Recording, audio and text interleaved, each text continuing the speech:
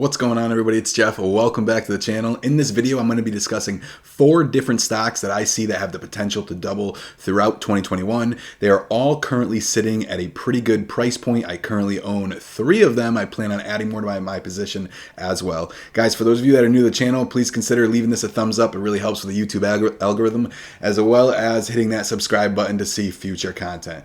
For those of you that have been following me, awesome. I'm glad to see you back here. I also do want to let you guys know that anybody that is leaving a comment down below that is talking about a WhatsApp number, okay, or claiming to be me, please report them. I would really appreciate it. It seems lately we have more and more spammers jumping on the channel, okay? And remember that anything that I reply to a comment or comment on, my name is highlighted, all right? So let's get into it. First off, guys, I want to talk about ticker symbol CLII, Climate Change Crisis Real Impact. It is a SPAC. News had come out on January 22nd that had planned to go public or take EVgo public, okay? For those of you that don't know, EVgo is an electric vehicle charging company that offers services throughout the U.S., and the company is the largest in the country with more than 800 locations across 34 states. It also serves about 220,000 customers, guys.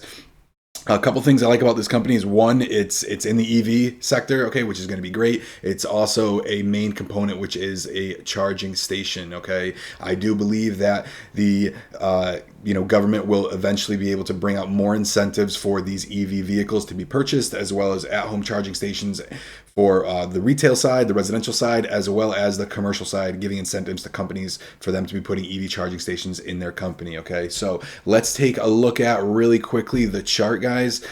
It's sitting currently at $20 a share. I put a price target on this to be about $35 a share. If you look at SBE, Switchback Energy, which is merging with ChargePoint, okay?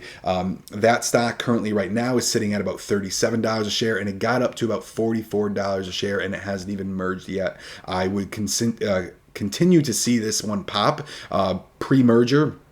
It might have a little sell-off post-merger. It seems like that's the routines of these SPACs, and then continue up and beyond it. But I definitely put a price target at about $35 for this one, guys, okay?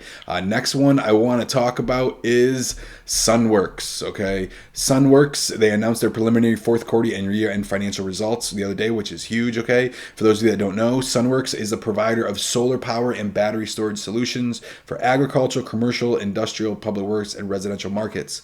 Another one in that green energy sector that I believe the government will eventually offer more and more incentives for these companies to be able to switch away from the non-renewable resources, okay?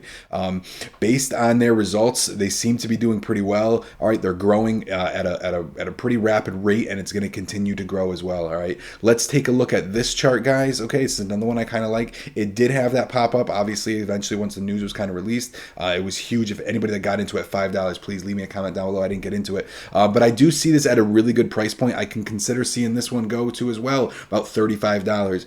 It doesn't seem like it's fully made a support yet. However, I figure $18 would be a good entry point into it. I am currently not into this stock, and I do plan on adding some. I'm going to look for that $17 to $18 range to add to my current position, guys. Wait for it to stabilize a little bit, and I can see this going easily to $35 by the end of the year, especially, like I said, guys, the green energy movement is going to be huge. They're at the beginning about talking about their policies and really getting that side of the things going, okay? Next one I want to talk about, guys, which has been hot for a little while, is DraftKings. DraftKings suffered a lot of issues early last year as well as 2019. They had a hard time being able to stay afloat. However, this was released, guys, back in November. Their third quarter that ended September 30, 2020, DraftKings reported revenue of $133 million, and it was an increase of 98%, which is huge, okay? As sports begin to make their mainstream back, and as individuals are still not able to go to these events, okay, and see them live, they're going to have the interest to be able to bet them online. Just like there's more money by new traders being flowed into the stock market, there is going to be new of these sports gurus that are not maybe into the stock market that are going to be pumping their money over to DraftKings. I continue to see that grow as well. Okay, currently it's sitting at $60. It seems like it came pulled back of a high of 63, 64. I might continue to see this a little bit of a downtrend go a little bit more. A good entry for this, guys, would be between that $50 and $55 range. I can see this going to $100 by the end of the year. There are also analyst price targets of this stock going up to $100 by the end of the year. So this is definitely going to be a good play. Anything they definitely lead. I'm sorry, not anything in the gaming industry. They lead the gaming industry and the sports betting industry, especially as more and more states are opening up for this to be able to get, gain more revenue as the COVID-19 lockdown has caused a lot of trouble for these states, guys. Next one I want to talk about, I want to highlight, is in the MJ sector. Okay, it is Organigram Holdings, ticker symbol OGI. It's a Canadian stock. I'm not going to say that.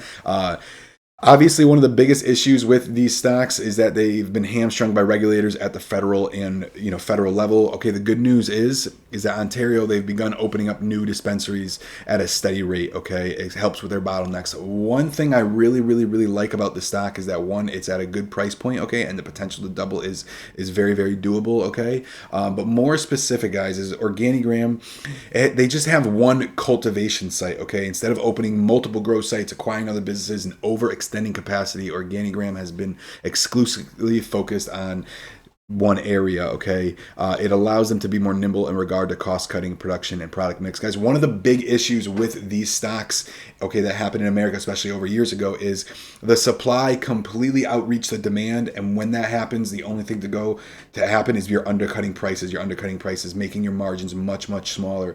That's what caused a lot of these companies, a lot of these growers to go out of business. Okay, so definitely keep that in mind. That's one that's very, very lightning to me. I knew a bunch of people. I shouldn't say a bunch of people. I knew a handful of people that lived in Colorado, Oregon, and they set up these growers. They got into this business, and that was the problem, was that they were not able to maintain enough product margins, and they just kept on undercutting, and before you know it, $1,000 product turned into being sold for $100. So being very, very cost effective and having OGI having this in their mentality is very, very beneficial, guys. So let's take a look at that chart, guys.